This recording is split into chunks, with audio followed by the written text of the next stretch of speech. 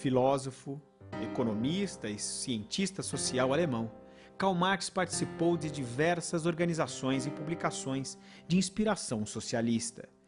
Devido a seu radicalismo, foi expulso de diversos países europeus. Em 1848, juntamente com Friedrich Engels, publicou o Manifesto Comunista. Então, nós temos que o Marx se forma dentro de um contexto socioeconômico bastante explosivo, porque a consolidação desse capitalismo se faz à custa de uma grande exploração da força de trabalho. O pensamento marxista exerce profunda influência nas mais diversas áreas da atuação humana: filosofia, economia, sociologia e até na educação. Esse pensamento deve ser entendido a partir do contexto social do século XIX, marcado pela consolidação do capitalismo industrial, que transfigurou todo o formato de nossa vida social. Em seu início, esse modo de produção foi marcado por uma forma muito cruel da exploração do trabalho. De um lado estava a burguesia capitalista, que detinha os recursos materiais para a produção. De outro estava o proletariado, cujo único recurso era sua força de trabalho. E a própria situação desse capitalismo, o próprio impacto desse capitalismo gera, além da criação dessas duas classes sociais, gera o nascimento dos primeiros movimentos sindicais e dos primeiros movimentos políticos envolvidos com uma luta concreta, com uma luta social para a transformação, para a melhoria destas condições, particularmente do mundo do trabalho, mas de modo geral do mundo da produção. A isto se agrega, então, a elaboração também de novas formas de pensamento, de novos campos científicos, como é o caso da economia política, que vai ser uma das bases da filosofia marxista. Particularmente os trabalhos dos ingleses Adam Smith e David Ricardo, que lançam os primeiros elementos, os primeiros fundamentos do que viria a ser mais tarde a ciência econômica e a economia política. Apesar de ser um crítico da tradição da filosofia ocidental, Marx encontra em Hegel um apoio fundamental ao desenvolvimento de sua obra. A grande contribuição do pensamento hegeliano foi o fato dele ter redescoberto e resgatado a dimensão da temporalidade, a dimensão da historicidade, que é o que passa a ser conhecido como a perspectiva dialética do pensamento filosófico. Esse pensamento dialético é o pensamento que reconhece que o real não está feito de forma definitiva, mas tudo que nós chamamos de real, que nós chamamos do ser, não existe como um monobloco pronto e acabado, eventualmente criado por Deus de toda a eternidade, mas que o real, ele mesmo é um processo permanente de devir. Não é propriamente adequado falar de ser, mas muito mais de vir a ser. Hegel traz a dimensão histórica para a filosofia contemporânea. A partir de Hegel, já não é mais possível explicar nenhum fenômeno sem nos preocuparmos com seu processo de transformação. Essa redescoberta da historicidade, da temporalidade, passa a estar presente em outros pensadores dos séculos XVIII e XIX.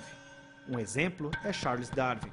Sua teoria da evolução das espécies mostra que a vida é resultado de um processo de longa evolução, de uma transformação que vai de estágios mais simples a outros mais complexos. Então, Marx vai trazer todos esses elementos, vai construir uma síntese, incorporando esta ideia da dialética hegeliana, da historicidade, do vir a ser, da transformação, mas encarnando isso na realidade histórica e concreta dos homens.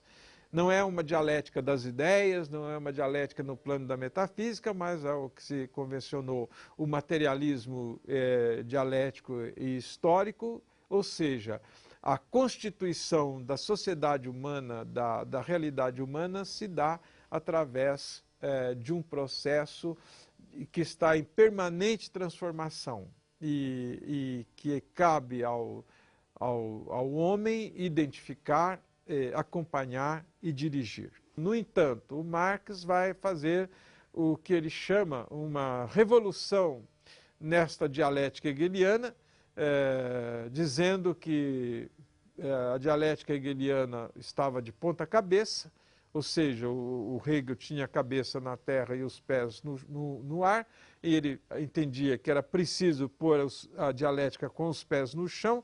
O que o Marx quer dizer com isso? É que a dialética deve se aplicar à realidade concreta da humanidade, né, e não à realidade das ideias. Marx traz a dialética hegeliana, que é uma dialética idealista, para o segmento, para a dimensão da história, constituindo uma dialética realista.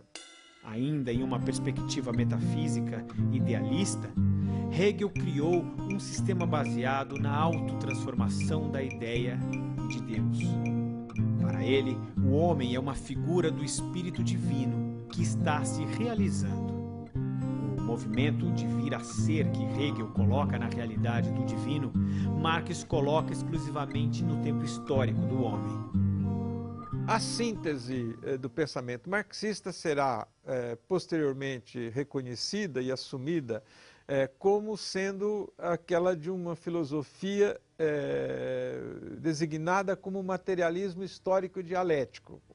Materialismo não é no sentido vulgar deste termo, de que como só se reconhecesse a matéria bruta, mas pura e simplesmente a negação de uma perspectiva puramente idealista, transcendentalista, como era defendido por Hegel. Marx diz que a dimensão espiritual e toda a criação cultural são partes integrantes da humanidade. Não há nada fora da realidade concreta e material vivenciada pelo homem. E, portanto, um vir a ser material, um vir a ser histórico, ou seja, ele não é dado, este real nunca está idêntico a si mesmo, ele não é um real permanente, mas é alguma coisa que está sempre em transformação, né?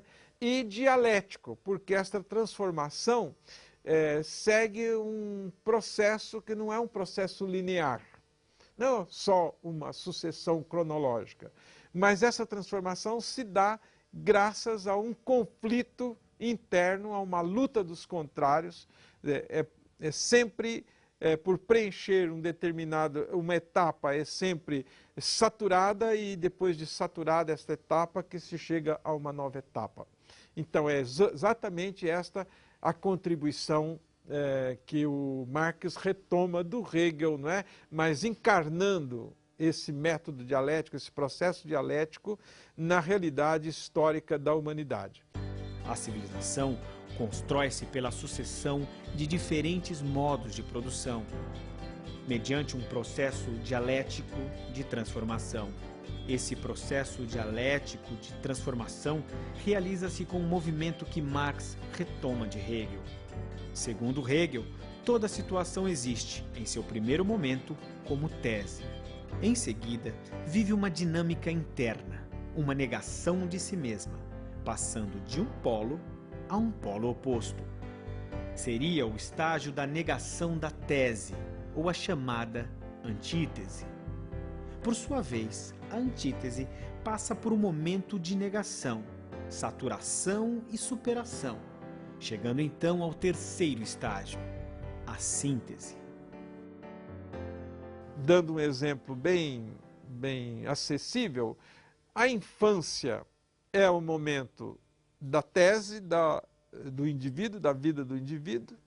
A adolescência é a antítese, não é? Na medida em que o Hegel está dando um exemplo mais de cunho psicológico, né? O adolescente, ele quer se afirmar negando a infância, a adolescência se afirma negando a infância, enquanto que a maturidade, a idade adulta, seria a afirmação da identidade da infância, da oposição da adolescência, mas ao mesmo tempo a superação das limitações e dos confrontos desses dois primeiros momentos. Da mesma forma, a história segue esse modelo dialético, passando por momentos de afirmação, negação e superação. Nesta linha, o capitalismo é visto como uma das etapas. O modo de produção capitalista veio substituir o modo de produção feudal, que por sua vez substituía o modo de produção antigo. É assim que o Marx vai estudar como se processa esse modo de produção capitalista, o que está em jogo nele, e indicar como estas situações vão chegar ao momento de exaustão e que vão exigir uma nova etapa que virá através do comunismo e do socialismo. Duas das mais importantes obras de Karl Marx foram O Capital e a Ideologia Alemã. Em O Capital, Marx faz um tratado de economia política em que mostra como se dão as relações entre capital e trabalho no modo de produção capitalista. Já em A Ideologia Alemã, faz uma crítica à tradição filosófica ocidental, mostrando como ela sempre esteve alienada das condições históricas reais da civilização. O marxismo, então, trabalha com três categorias fundamentais. Uma infraestrutura, uma estrutura e uma superestrutura. A infraestrutura é o conjunto das condições objetivas e materiais para a existência humana. Por exemplo, o planeta, a matéria, a natureza física, o nosso corpo humano. A infraestrutura é mais de natureza econômica, entendendo por econômico esta relação, esta intervenção do homem sobre a natureza material, através do trabalho, para produzir os bens de que ele precisa, começar pelo próprio alimento. Mas também o vestuário, a habitação, etc. A estrutura social é a organização da sociedade em consonância com esta infraestrutura. E há uma terceira dimensão, que é a superestrutura, que é o universo propriamente da cultura, o mundo intelectual, o mundo do pensamento, toda esta esfera simbólica da cultura, onde nós vamos encontrar, por exemplo, a ciência, as religiões, a arte, a filosofia, enfim, toda essa dimensão que é um terreno mais específico da produção subjetiva. Para a filosofia marxista, essas três esferas, a superestrutura, a estrutura e a infraestrutura, estão intimamente articuladas entre si. E a crítica que o Marx fazia à filosofia tradicional é que a filosofia tradicional considerou toda a produção simbólica da superestrutura como uma esfera autônoma, chegando, no caso de Hegel, de achar que ela era mais importante, ela inclusive era que explicaria a própria infraestrutura. O marxismo, pretendendo recolocar a filosofia no chão, na terra, mostra que essas três dimensões não se contrapõem, elas se articulam. Mas, evidentemente, que elas precisariam estar devidamente articuladas. Segundo Marx, a justa articulação entre essas três esferas pode ser perturbada pela ideologia. Para Marx, ideologia é a utilização da superestrutura como forma de iludir as pessoas, fazendo afirmações falsas que não encontram base na realidade da infraestrutura e da estrutura. Por exemplo, ao mesmo tempo que nós elaboramos na superestrutura um discurso que defende a igualdade humana, no âmbito puramente teórico, na prática social e econômica, esta igualdade não é implementada. Isso fez com que toda a produção simbólica, tais como a filosofia, a religião, as artes, as ciências, fossem usadas ideologicamente. No capitalismo, embora o trabalho seja assalariado, né, resumindo muito o pensamento de Marx, dizendo que, na verdade, o pagamento do seu trabalho, o seu salário, não corresponde exatamente a todo o valor que o produto produzido pelo seu trabalho tem. Esta diferença entre o valor do bem produzido e o valor do salário que é retornado como pagamento ao trabalhador pela venda da sua força de trabalho é o que o marxismo vai chamar da mais-valia.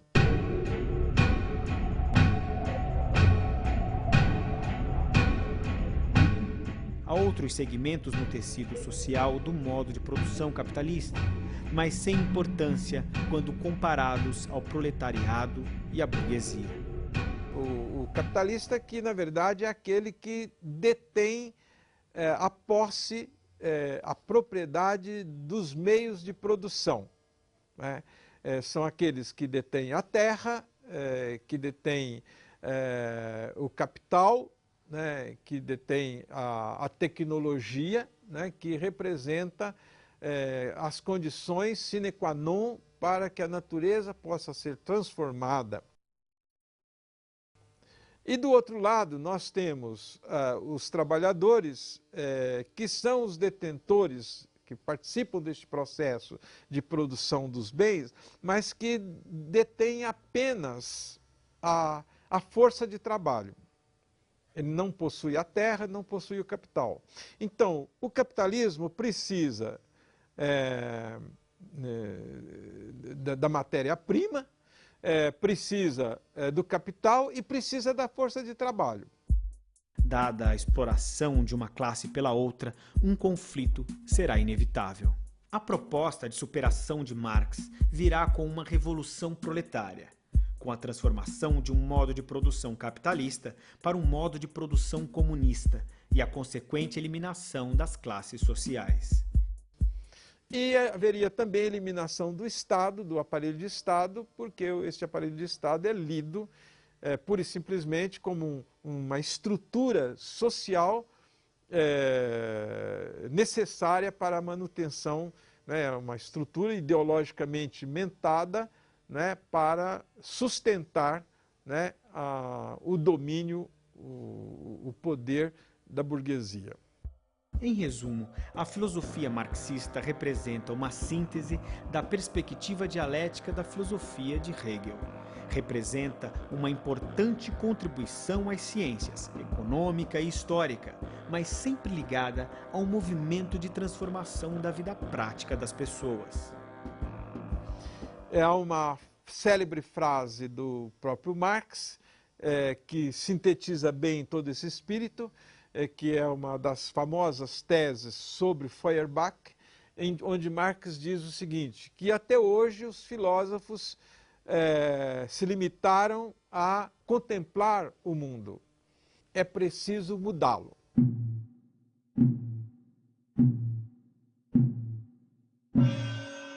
É por isso também que muitos vão chamar a filosofia do Marx de uma filosofia da praxis.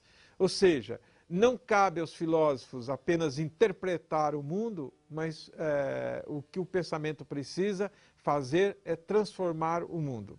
Isto faz da filosofia marxista também uma plataforma de uma proposta política revolucionária de transformação, de modificação da sociedade. Esta ideia de que a teoria só tem sentido na medida em que ela esteja trazendo uma referência para a prática, ou seja, conhecer para transformar. É por isso que as ciências que precisam, os campos de conhecimentos que precisam ser privilegiados, fundamentais, é o campo da história e o campo da economia política. No conjunto da filosofia marxista, a educação não é trazida à baila de uma forma muito sistemática. Assim, literalmente falando, Marx escreveu muito pouco sobre educação. Mas isso não quer dizer de maneira nenhuma que não esteja implícito nesta filosofia uma preocupação muito grande com o educacional e com o pedagógico. É que para o marxismo, e particularmente para o Marx, a educação faz parte da dinâmica da política. A filosofia marxista é uma análise sobre a dimensão política da sociedade. Traz implícita uma proposta político-pedagógica que reconhece que o papel mais importante da educação não é o desenvolvimento individual, mas o de colaborar para a transformação da sociedade em suas dimensões política e econômica. Quer dizer, ao contrário da filosofia clássica, que, à luz de Santo Agostinho, de Santo Tomás de Aquino, que pensava que se nós tivermos um indivíduo bom, nós vamos ter necessariamente uma sociedade boa, o pensamento aqui é invertido. É uma sociedade boa que gera o indivíduo bom. Para melhorar a superestrutura ideológica, é preciso que haja um investimento político para melhorar as condições da infraestrutura econômica e da estrutura social. Eu diria assim, que numa perspectiva marxista, a educação tem duas tarefas, duas grandes dimensões. Uma que seria de caráter mais negativo, que é justamente de fazer a crítica, fazer a denúncia, e diagnosticar as várias formas de alienação a que somos conduzidos pelas ideologias. Então, esse trabalho de crítica ideológica, de denúncia, é preciso ser feito, cabe ao conhecimento, cabe à educação. A educação é uma mediadora do conhecimento, de esclarecer, de elucidar e, consequentemente, de denunciar. Para fazer um trabalho de esclarecimento da sociedade, são necessárias as chamadas ciências críticas, tais como a história, a economia, a filosofia e a política. Assim como acontecia no projeto iluminista da modernidade, o marxismo privilegia a razão como instrumento de esclarecimento da sociedade. Mas, enquanto no iluminismo há uma perspectiva de neutralidade, no marxismo busca-se a transformação da realidade social. E de um lado mais positivo, é anunciar, propor uma nova realidade social e cobrar dos responsáveis, dos agentes históricos, uma nova praxis, não só organizativa da sociedade, mas também na condução da vida social, atribuindo a todas as pessoas as suas responsabilidades, mas também os seus direitos. É utilizar todos os recursos que foram acumulados pela cultura no desenvolvimento de uma educação emancipatória. Não há como não lembrar Rousseau, de um novo contrato social, mas um contrato social não baseado numa teoria romântica da natureza humana, mas um contrato social baseado no conhecimento das engrenagens da própria vida social.